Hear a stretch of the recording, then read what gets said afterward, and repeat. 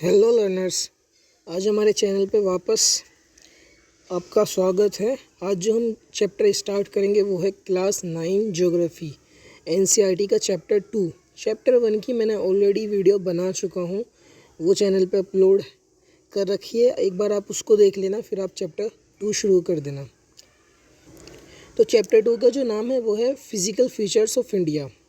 इसमें हम इंडिया के जो फिज़िकल फ़ीचर्स हैं, इंडिया में क्या क्या चीज़ें पाई जाती हैं, किस किस तरीके के लैंड फॉर्म्स हैं, डेजर्ट हैं, यहाँ पे प्लेन्स हैं, हिमालयाज़ हैं, यहाँ पे प्लेट्यूज़ हैं, यहाँ पे अलग अलग प्रकार के जो लैंड फॉर्म्स पाए जाते हैं, हम उनके बारे में यहाँ पे आज पूरे चैप्टर में डीपली अच्छे से बात करेंगे। और आई होप कि आपको मैं जितना हो सके उतने अच्छे से समझा पाऊँ।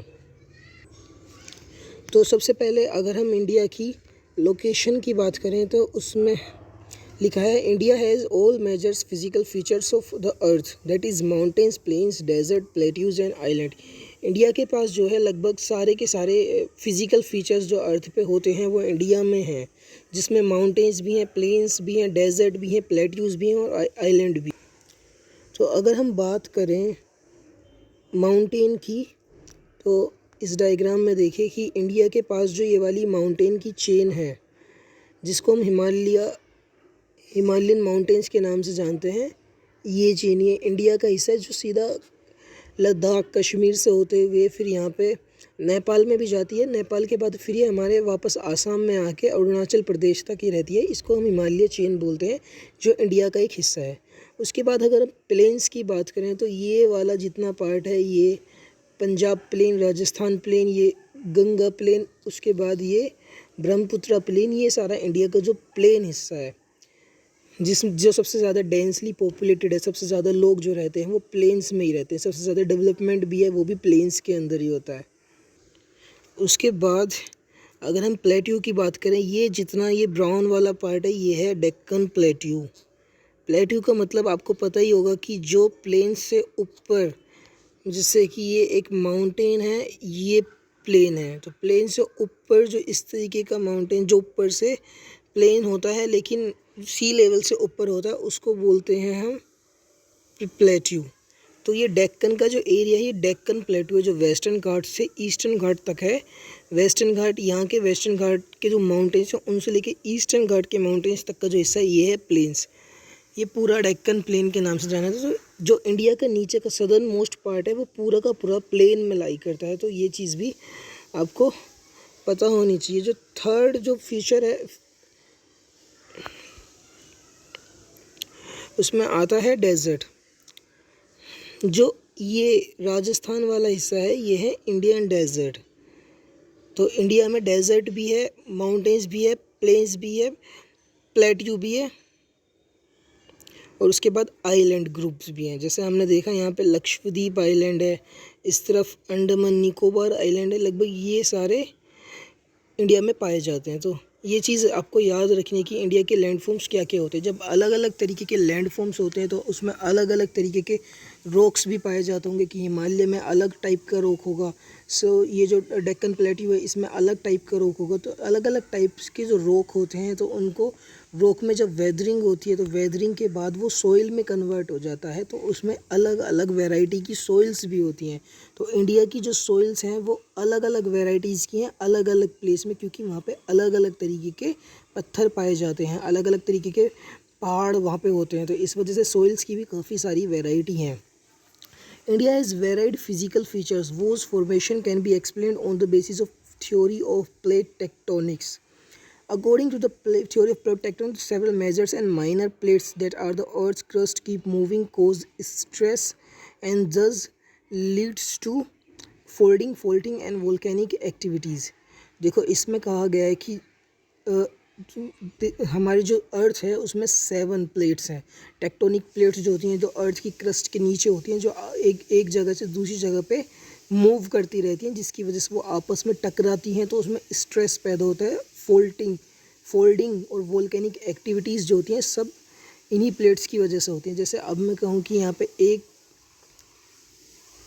प्लेट यहाँ पे मैं बना लेता हूँ कि एक प्लेट ये हो गई टेक्टोनिक प्लेट, और सेकंड प्लेट ये हो गई टेक्टोनिक प्लेट। जब ये आपस में टकराती हैं तो यहाँ पे फोल्डिंग पैदा होती है, इस तरीके की फोल्डिंग। जब ये धीरे धीरे ये इस तरफ को पुश करती है, ये इस तरफ को पुश करती है, तो ये फोल्डिंग ऊंची होती रहती है, ऊंची होती रहती है।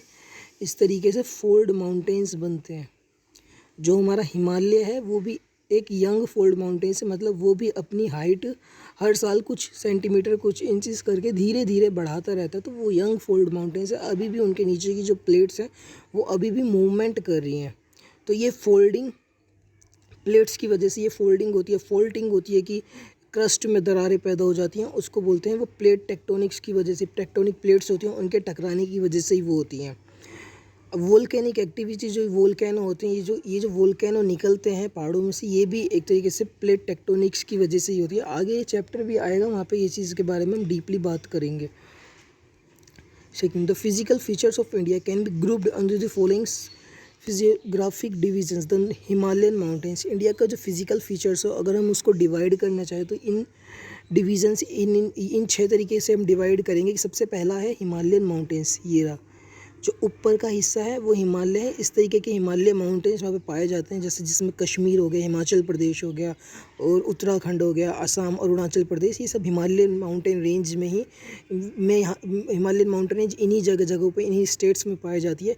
सेकंड है नदर्न प्लेन। नदर्न प्लेन जो प्लेन है वो हिमालय माउंटेन के जस्ट नीचे का हिस्सा, जिसमें दिल्ली, वेस्ट बंगाल, ये जो बड़े बड़े शहर हैं, जो सबसे ज़्यादा आबादी, सबसे ज़्यादा पॉपुलेशन वाले जो शहर होते हैं वो प्लेन्स में होते हैं, क्योंकि प्लेन्स में सबसे ज़्यादा लोग रहना पसंद करते हैं, क्योंकि यहाँ पे ट्रांसपोर्ट बहुत इजी होता है, अच्छी टेक्नोलॉजी, इंडस्ट्रियाँ काफ़ी आसानी से लग जाती हैं। तो वहाँ पे इंडस्ट्रियाँ काफ़ी होती है, तो एम्प्लॉयमेंट काफ़ी ज़्यादा होता है। तो लोग बाग क्या करते हैं, प्रेफर करते हैं कि वो प्लेन्स में ही रहें। द पेनिनसुलर प्लेट, जो नीचे का जो हिस्सा है, सदर्न मोस्ट पार्ट जो इंडिया का है, वो पूरा का पूरा प्लेट्यू रीजन है, जिसको हम डेक्कन प्लेट्यू के नाम से जानते हैं। प्लेट्यू क्या होता है ना, कि बड़ी बड़ी पत्थर की, बड़ी बड़ी पहाड़ों की जो चट्टानें टाइप होती हैं, मतलब वो शार्प नहीं होती, उनके ऊपर लोग रहते हैं, इस तरीके की होती हैं कि वो ना तो वो एक तरीके से माउंटेन्स जैसी होती है, ना वो प्लेन्स होती है। प्लेन्स से ऊपर रहती है लेकिन माउंटेन्स जैसी नहीं होती। ऊपर को इस तरीके से जो प्लेन होता है इससे ऊपर रहती है, उनमें काफ़ी ज़्यादा आबादी प्लेट्यूज़ में भी रहती है। उसके बाद है इंडियन डेजर्ट। इंडियन डेजर्ट आपने देखा होगा, जो राजस्थान वाला एरिया है वो पूरा इंडियन डेजर्ट है। वो काफ़ी ज़्यादा खूबसूरत भी है, लेकिन इसमें सबसे काफ़ी कम पॉपुलेशन रहती है। डेजर्ट में रहना जो एकदम आसान नहीं होता, तो इसमें पॉपुलेशन जो होती है इंडियन डेजर्ट में काफ़ी कम होती है। कोस्टल प्लेन्स तो आपको पता ही है, जहाँ जहाँ पे समुंदर होता है, जो इंडिया का नीचे वाला हिस्सा है, ये वाला जो हिस्सा है, ये वाला हिस्सा, इसको बोलते हैं कोस्टल प्लेन। जो समुंदर के जो किनारा होता है, किनारे के पास की जो जगह होती है, उनको कोस्टल प्लेन्स बोलते हैं। जो इतनी ये रही, एक तरीके से बेल्ट की तरह होती है, और इनके भी अलग अलग नाम हैं अलग अलग जगह पे, वो आगे हमें पता चलेंगे जब इसका अलग टॉपिक आगे पढ़ाया जाएगा। अब उसके बाद जो आइलैंड है, आइलैंड हमारे इंडिया में जो है वो एक लक्षद्वीप आइलैंड का जो ग्रुप है, और एक है अंडमान एंड निकोबार आइलैंड। ये ही दो आइलैंड जो हैं काफ़ी ज़्यादा, 2 आइलैंड ग्रुप जो इंडिया में, यही काफ़ी फेमस है और यही इंडिया के हैं। लक्षद्वीप के नीचे जो एक अलग कंट्री है, आइलैंड ग्रुप है, मालदीव्स, वो इंडिया का हिस्सा नहीं है, लेकिन वो लक्षद्वीप के ज़्यादा दूर नहीं है, तो वो भी काफ़ी ज़्यादा फेमस है इंडिया में। वहाँ से काफ़ी लोग जाते हैं टूरिज़्म के पर्पज़ से। The Himalayan mountain. अब जब हम हिमालयन माउंटेन की बात करते हैं, मैंने आपको बताया था कि जो प्लेट हैं, प्लेट आपस में टकराई, जब प्लेट आपस में टकराई तो उसमें फोल्डिंग हुई, फोल्डिंग की वजह से जो हिमालय है वो यंग फोल्ड माउंटेन्स है, मतलब अभी भी इसमें कंटिन्यूसली फोल्डिंग हो रही है, और अभी भी इसकी हाइट हर साल कुछ कुछ करके बढ़ जाती है। ये जो यंग फोल्ड माउंटेन्स इसलिए कहते हैं। जब ये फोल्डिंग होना बंद हो जाती है, मतलब ये प्लेट्स आपस में पुश करना बंद हो जाती हैं, तो जितनी भी इस मतलब जो भी fold mountains, young fold mountains होता है, वो उसकी हाइट बढ़नी रुक जाती है, वो वहीं पे उतनी की उतनी हाइट रह जाती है फिर उसकी, तो उसको फिर हम ओल्ड फोल्ड माउंटेन्स बोलते हैं। लेकिन फ़िलहाल जो हिमालय है वो यंग फोल्ड माउंटेन्स है। One of the most range mountain barriers of the world. Himalaya के जो बेसिकली हिमालय का जो सबसे मेन इंपॉर्टेंस हमारे देश को ये है कि ये चाइना और इंडिया के बीच में काफ़ी मजबूत बॉर्डर करता है। अगर हिमालय ना होता, तो अगर देखा जाए हिमालय ना होता तो चाइना अब तक हमारे देश में जाने कितने बार कितने बड़े बड़े अटैक कर चुका होता। तो ये एक तरीके से बैरियर, बैरियर के तौर पे काम करता है। हमें चाइना से हमारी सबसे अच्छी प्रोटेक्शन हिमालय की वजह से ही होती है, क्योंकि ये इतना बड़ा है कि भैया इस पर उनकी फ़ौज ना तो चढ़ सकती है आसानी से, ना यहाँ पे आ सकते। एक आध इक्का दुक्का चढ़ गया वो अलग बात है, लेकिन ये काफ़ी अच्छा बैरियर के तौर पे हमारे को मदद करता है इंडिया को। इसकी जो लॉन्ग लेंथ जो इसकी वो है 2400 किलोमीटर। यहाँ से कश्मीर से लेके अरुणाचल प्रदेश तक जो इसकी लेंथ है वो है, यहाँ से एक तो मैं इसका कलर चेंज कर लेता हूँ थोड़ा। ये जो कश्मीर से लेके अरुणाचल प्रदेश तक इसकी जो टोटल लेंथ है वो 2400 किलोमीटर है। उसकी विड्थ जो इसकी चौड़ाई है वो जगह जगह पे बदलती रहती है। कश्मीर के हिस्से में सबसे ज़्यादा चौड़ा है 400 किलोमीटर, लेकिन इस तरीके से जैसे जैसे अरुणाचल प्रदेश की तरफ बढ़ते रहता है थोड़ा पतला होता रहता है। लास्ट में आके जो है इसकी 150 किलोमीटर ही इसकी हाइट बचती है, वो चौड़ाई बचती है। 150 किलोमीटर चौड़ा है ये अरुणाचल प्रदेश में। हिमालय के जो 3 parallel ranges Himadri, Himachal and Shivalik. Himalaya जो है ये भी अलग अलग 3 पैरेलल रेंजेस में है। जैसे कि सबसे पहला जो है हिमाद्री, उसके बाद है हिमाचल, उसके बाद है शिवालिक। जैसे इनकी हिमालय की जो रेंज है वो इस तरीके से है कि जो सबसे ऊंची वाले लेयर है, जो सबसे ऊंची लेयर है ये वाली, जो सबसे ऊंचे वाले हैं उनको बोलते हैं हिमाद्री। जो तुम्हारा जम्मू एंड कश्मीर में, उसके बाद लद्दाख में, जिसमें जस्कर माउंटेन रेंज और काफ़ी ज़्यादा अलग अलग माउंटेन है, सब हिमालय का हिस्सा है। तो ये जेके और लद्दाख के साइड है, ये है हिमाद्री। उसके बाद जो हिमाचल प्रदेश में है, इससे ज़्यादा हिमाद्री से ज़्यादा हाइट में छोटी है, लेकिन ये भी काफ़ी बड़ी है, ये हिमाचल में है। इसको हिमाचल रेंज बोलते हैं, मिडल हिमालय भी बोलते हैं। उसके बाद जो थर्ड सबसे ज़्यादा बड़ी नहीं है, ये है शिवालिक रेंज। जो तीसरी लेयर है हिमालय की वो है शिवालिक। शिवालिक क्या है कि इसमें सबसे ज़्यादा डून्स है, इसकी हाइट सबसे छोटी है। अगर हम हिमालय की तीनों लेयर की बात करें तो सबसे ऊंची हिमाद्री है, जो जम्मू एंड कश्मीर लद्दाख, जिसमें सियाचिन ग्लेशियर आपने सुना होगा, सबसे ऊंचा वॉर जोन है। वो सबसे बड़ा सबसे ऊंचा वॉर जोन जो सियाचिन वो हिमाद्री में है। उसके बाद हिमाचल, जो हिमाचल प्रदेश में सबसे ज़्यादा पाए जाते हैं, वो हिमाचल प्रदेश में जो लेयर जा रही है वो है हिमाचल। उसके बाद जो थर्ड वन है जिसमें डून्स सबसे ज़्यादा पाए जाते हैं, देहरादून और अलग अलग डून्स जो हैं वो हैं शिवालिक में। देहरादून जो जब आप कभी जाओगे काफ़ी खूबसूरत जगह है, जाना ज़रूर। जो वो एरिया वहाँ पे जब आप पहाड़ देखोगे वो हैं शिवालिक रेंज हिमालय की, तो आप उस चीज़ को याद रखना। तो एक चीज़ हम और देख लेते हैं कि हिमालय जो है, हम तो उसको अगर पूरा हम इंडिया के तौर पे बात करें तो उसको हिमालय कहा जाता है, लेकिन अलग अलग जगह पे उनको अलग अलग नाम से भी देखा जाता है। कि भैया जैसे इंडस और सतलुज के बीच में पंजाब हिमालयस के नाम से जाना जाता है। जैसे ये इंडस रिवर, एक सेकेंड,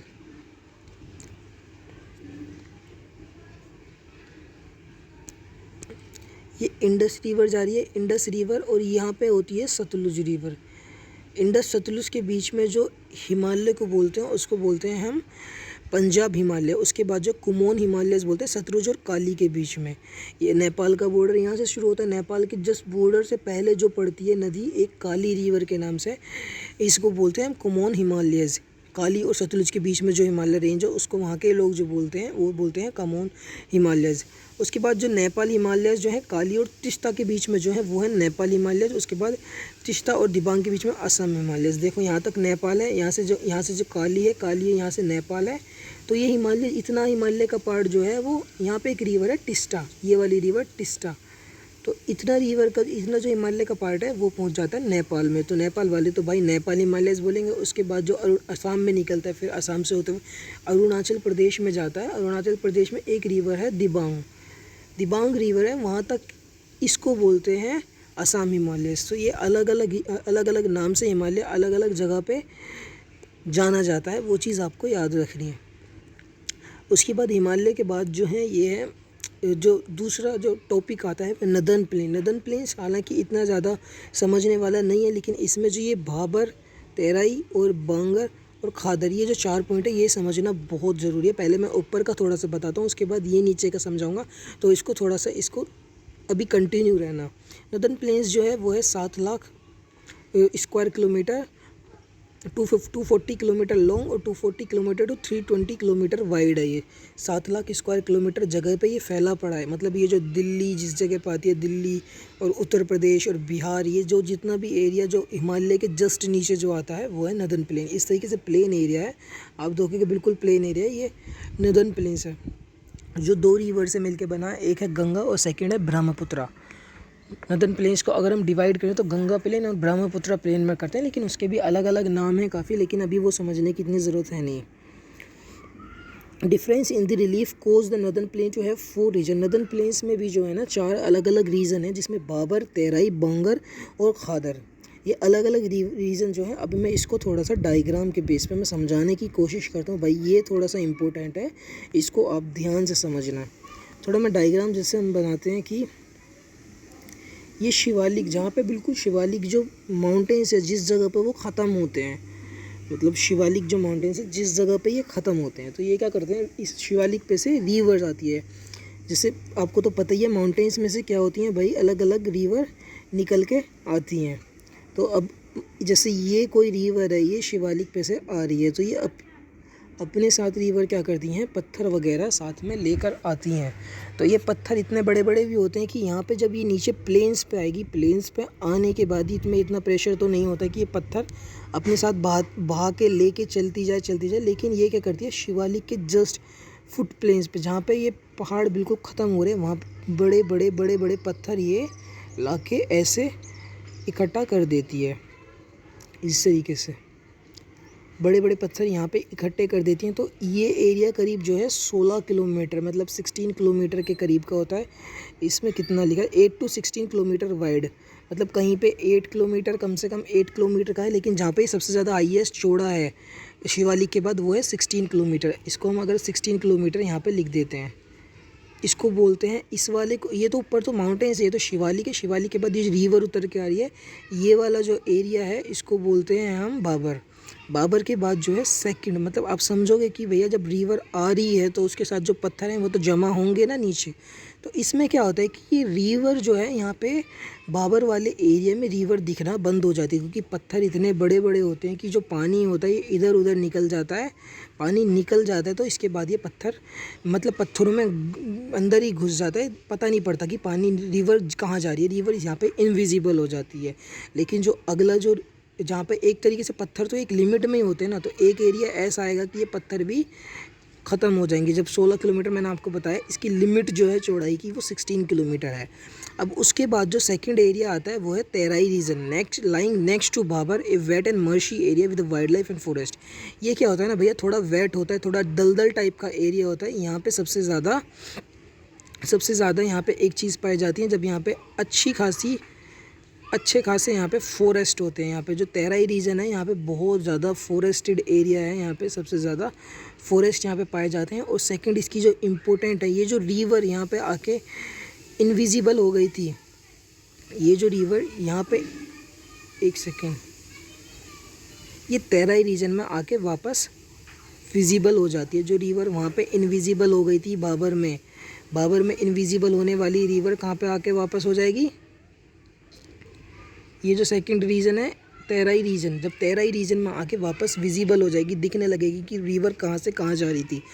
अब जब मैंने आपको कहा कि भैया यहाँ का जो होता है कि यहाँ पे काफ़ी ज़्यादा दलदल वाला एरिया रहता है, यहाँ पे काफ़ी ज़्यादा गीला एरिया रहता है, फॉरेस्ट यहाँ पे बहुत ज़्यादा रहती है। जिस जगह पे फॉरेस्ट ज़्यादा होते हैं वहाँ पे जाहिर सी बात है भैया, फॉरेस्ट ज़्यादा हैं तो वहाँ पे क्या ज़्यादा होंगे, वहाँ पे वाइल्ड लाइफ बहुत ज़्यादा होगी। तो यहाँ पे अच्छी खासी वाइल्ड लाइफ होती है। इसका मैं तेराई रीजन का जो अच्छा खासा एग्जांपल मैं देता हूँ, जिम कॉर्बेट, आपने नाम सुना होगा, उत्तराखंड में है।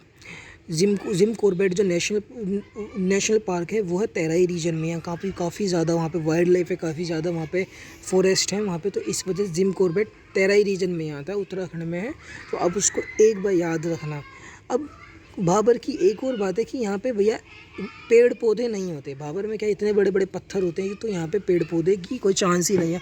हाँ, इक्के दुक्का कोई पेड़ पाया जाता है, तो वो होते हैं कुछ पेड़ ऐसे होते हैं जिनकी जड़ बहुत लंबी लंबी होती है। जो पत्थर पेड़ ऊपर है, पत्थर पूरा क्रॉस करके जड़ ज़मीन तक जा रही है, ऐसे कोई पेड़ मिल जाते हैं, लेकिन ऐसा कोई डेंस फॉरेस्ट यहाँ पे नहीं पाए जाते। तो ये भाबर की बात है। और तेराई में मैंने आपको बताई दी कि यहाँ पे काफ़ी काफ़ी ज़्यादा फॉरेस्टेड एरिया है। लेकिन अब जो इसके बाद थर्ड जो है बांगर एंड खादर। खादर का सुन के आपको लिख रहा हूँ खाद। खाद का मतलब क्या होता है, जहाँ पे अच्छी खासी खाद किस में डालते हैं, खेतों में डालते हैं। तो खादर से याद रखना जहाँ पे खेती अच्छी होती हो। अब इसके बाद जब ये रिवर यहाँ पे आती है, ये रिवर आगे जाके मतलब यहाँ पे नॉर्मल प्लेन है, ये रिवर प्लेन तक चली गई। तो एक एरिया होता है फ्लड प्लेन एरिया। ये खादर, पहले मैं खादर बताता हूँ। Younger alluvium with of the flood plains. तो ऐसा होता है कि जब रिवर कोई बहती है तो कभी कभी रिवर में, जैसे एक कोसी रिवर है बिहार में, ऐसे कुछ रिवर जो हैं जिसमें हर साल क्या आता है कि हर साल उसमें बाढ़ आती है। तो उसकी एक लिमिट होती है कि जब उसमें बाढ़ आएगी तो वो एक लिमिट तक ही कुछ एरिया को अपने अंडर में ले जाकर उसको कुछ एरिया को वो क्या करती है, कुछ एरिया को अपने अंदर कवर करती है। तो मानो कि यहाँ पे कोई एरिया है, ये वाला एरिया रिवर के लेफ़्ट साइड है और ये एरिया रिवर के राइट साइड है। तो इन एरिया को फ्लड प्लेन एरिया इसलिए कहते हैं क्योंकि जब भी यहाँ पे कभी बाढ़ आती है तो ये इतने एरिया को रिवर अपने अंडर में ले लेती है। मतलब रिवर इतनी चौड़ी हो जाती है, इस एरिया तक रिवर क्या करती है, अपने आप को फैला लेती है। तो ये एरिया क्या है, फ्लड प्लेन एरिया। मतलब यहाँ पे लोग बाग नहीं रहते, लोग बाग को पता रहता है ये एरिया फ्लड प्लेन एरिया। जब भी इस रिवर में बाढ़ आएगी तो ये इस एरिया को पूरा का पूरा डुबो देगी। तो वो क्या करते हैं, जहाँ तक फ्लड प्लेन एरिया है वहाँ तक नहीं रहते, उसके बाद जहाँ पे फ्लड प्लेन एरिया ख़त्म होता है तो वो उस एरिया में रहते हैं। क्योंकि उन्हें पता रहता है अगर हम यहाँ पे घर बनाएंगे तो हमें बिल्कुल सेफ़ है, लेकिन अगर हम यहाँ पे घर बनाएंगे तो वो क्या, हमारे को दिक्कत हो जाएगी बाद में, जब रिवर में फ्लड आएगी तो हमारे घर को वो बह के ले जाएगी। तो ये फ्लड प्लेन एरिया, यहाँ पे क्या होता है भाई, जब फ्लड प्लेन एरिया होता है यहाँ पे रिवर हर साल रिवर क्या करती है, जब रिवर के अंदर रिवर जब बहती है तो रिवर के अंदर क्या होते हैं, छोटे छोटे पत्थर्स होते हैं, वो बहने के साथ साथ टूट टूट के छोटी सोइल बना लेते हैं। और जब रिवर में फ्लड आती है तो वही सोइल इस फ्लड प्लेन एरिया में डिपॉजिट हो जाती है। जब नई सोइल डिपॉजिट होती है तो वो बिल्कुल फ्रेश होती है, तो फ्रेश एलुवियम सोइल होती है। तो उसमें क्या होता है, काफ़ी अच्छी खेती बाड़ी बहुत अच्छी होती है। तो इसको बोलते हैं हम खादर। खादर मतलब खाद, एक तरीके से नई सोइल जो होती है खाद की तरह काम करती है। तो यहाँ पे काफ़ी अच्छा एग्रीकल्चर जो होता है वो काफ़ी अच्छा सपोर्ट करती है, तो इसको बोलते हैं हम खादर। अब उसके बाद जो है बांगर। बांगर जो है यहाँ पे क्या होता है भैया, यहाँ पे नॉर्मल प्लेन है, लेकिन प्लेन तो है लेकिन यहाँ पे बिल्कुल भी फ्लड प्लेन, मतलब यहाँ पे कोई भी तरीके की न्यू एलिवियम सोइल जो है, न्यू एलिवियम सोइल यहाँ पे नहीं आ रही है फ्लड की वजह से या रिवर की वजह से। तो ये जगह जो है, एक सेकेंड, तो ये जगह जो है, ये जो बांगर एरिया बिल्कुल प्लेन है। यहाँ पे किसी तरीके की कोई ना तो रिवर है ना रिवर की कभी रिवर आती है प्लेन्स की वजह से, फ्लड की वजह से। तो ये है, यहाँ पे क्या होता है कि यहाँ पे जो सोइल होती है वो ओल्ड एलुवियम होती है, क्योंकि यहाँ पे कभी काफ़ी सालों पहले या फिर कुछ 100 साल पहले या फिर 1000 साल पहले कभी यहाँ पे रिवर होगी, तो उसकी वजह से फ्लड भी आई होगी, तो उसकी वजह से वहाँ पे एलुवियम सोइल भी आई होगी। लेकिन वो अब इतनी पुरानी है कि वो ओल्ड एलुवियम बन चुकी है। तो यहाँ पे क्या है, इतना अच्छा एग्रीकल्चर नहीं होगा जितना ये फ्लड प्लेन मतलब ये खादर में होता है। तो बांगर में इतना अच्छा एग्रीकल्चर यहाँ पे नहीं होगा। तो अब एक बार मैं जल्दी से इस चीज़ को दोबारा से आपको जल्दी से बता देता हूँ। मैंने बताया था, सबसे पहले मैं शुरू से बताता हूँ कि हिमालय में सबसे पहले जो होता है सबसे ऊंचे वाले लद्दाख, जम्मू कश्मीर वाले, हिमाद्री हिमाचल प्रदेश वाले, उसके बाद क्या होते हैं हिमाचल या मिडल हिमालय, उसके बाद लेसर हिमालय बोलते हैं जिनको हम शिवालिक बोलते हैं। शिवालिक पे से जब रिवर आती है, शिवालिक के जस्ट फुट हिल्स पे जो एरिया होता है 16 किलोमीटर बड़ा, उसको बोलते हैं बाबर। बाबर जो होता है वो पत्थर होते हैं, उसमें जो रिवर होती है वो अंदर ही जाके समा जाती है, वो दिखती नहीं है, रिवर उसमें गायब हो जाती है, दिखती नहीं है। और ये जो बाबर होता है यहाँ पे सबसे ज़्यादा कम एग्रीकल्चर जो होता है सबसे ज़्यादा कम होता है। उसके बाद जो सेकंड एरिया है वो तेराई रीजन है। तेराई रीजन में क्या होता है कि रिवर दोबारा निकलती है और रिवर चौड़ी होकर निकलती है, क्योंकि उसके पास कोई एक अच्छा डायरेक्शन नहीं होता। जब वो चौड़ी होकर निकलेगी तो वहाँ पर क्या होता है, एक दलदल जैसी स्थिति बन जाती है, दलदल या गीली जगह बहुत रहती है वहाँ पे। तो जब गीली होती है तो मार्शी एरिया होता है, तो वहाँ पे सबसे ज़्यादा वाइल्ड लाइफ होती है। वाइल्ड लाइफ मतलब वहाँ पे सबसे ज़्यादा फॉरेस्ट होते हैं, और आपको पता ही जहाँ पे सबसे ज़्यादा फॉरेस्ट होते हैं तो वाइल्ड लाइफ वहाँ पे बहुत अच्छी होती है। तो तेराई रीजन में वाइल्ड लाइफ काफ़ी ज़्यादा अच्छी होती है। उसके बाद रिवर जहाँ पे जाती है, रिवर के पास जो फ्लड प्लेन एरिया होता है उसको बोलते हैं हम खादर। खादर में क्या सबसे अच्छी एलुवियम सोइल होती है, ओल्ड एलुवियम हर साल वहाँ पे बदलती रहती है, तो उसको एग्रीकल्चर सिस्टम जो होता है वहाँ पे बहुत अच्छा रहता है। लेकिन तेराई उसके बाद जो बंगर रीजन जो है वहाँ पे कभी भी फ्लड नहीं आती, तो वहाँ पे एलुवियम सोइल जो होती है पुरानी होती है, तो उस वजह से वहाँ पे जो एग्रीकल्चर है वो काफ़ी ज़्यादा वीक रहता है, इतना अच्छा नहीं रहता है एज़ वी कम्पेयर टू खादर। तो उसके बाद ये आज हमने हिमालयन माउंटेन्स पढ़ लिया, नदर्न प्लेन्स पढ़ लिया। अगली जो वीडियो होगी उसमें हम peninsular plateau, Indian desert, coastal plains, the island groups, इन चारों पॉइंट को ख़त्म करके हम इस चैप्टर को ख़त्म कर देंगे। ऑलरेडी जो वीडियो थी वो काफ़ी 25 मिनट की वीडियो बन गई है। हालांकि मेरा मूड था कि मैं आज इसको पूरा एक ही वीडियो में कंप्लीट करूं, लेकिन वो आज नहीं हो पाया। इतनी बड़ी वीडियो क्या होती है ना, बोर कर देती है। थोड़ा सा आज पढ़ो, थोड़ा सा कल पढ़ो। लेकिन मैं यही चाहता हूं कि भाई जब मेरा न्यू चैनल है तो आप लोग जितने से ज़्यादा हो सके इसको लाइक करो, कमेंट करो और आगे शेयर करो अपने दोस्तों को, अपने कोलीग्स को, और कोशिश करो कि जितना ज़्यादा हो सके मेरे सब्सक्राइबर, मेरे व्यूज़ और मेरे एंगेजमेंट इंक्रीज़ करवाओ, ताकि मुझे सपोर्ट मिलेगा तो मैं आगे भी इन चीज़ों को आगे तक लेके जाऊंगा। 9th 10th 11th के बाद 12th और उसके बाद और भी किताबें मैं कवर करूंगा। आज के लिए इतना ही काफ़ी है। Thank you so much.